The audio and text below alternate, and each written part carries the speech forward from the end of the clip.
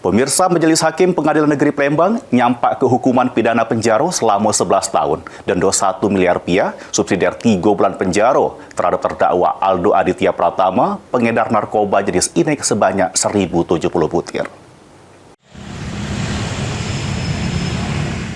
Aldo Aditya Pratama terdakwa pengedar narkotika jenis pil inek sebanyak 1.070 butir, jalani sidang di Pengadilan Negeri Palembang kelas 1A khusus, juru agenda putusan Majelis Hakim.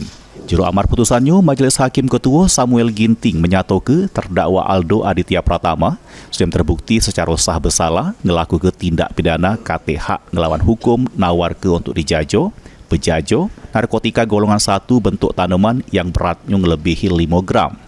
Menyampak ke pidana terhadap terdakwa dengan pidana penjara selama 11 tahun dan denda 1 miliar rupiah, subsidiar 3 bulan penjara.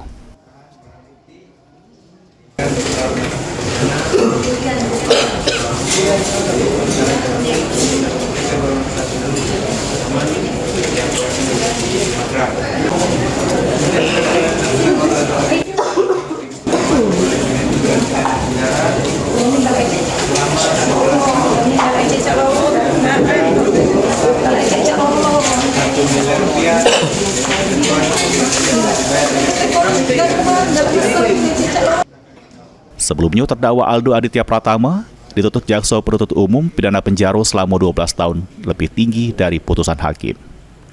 Heru Wahyudi, PAL TV.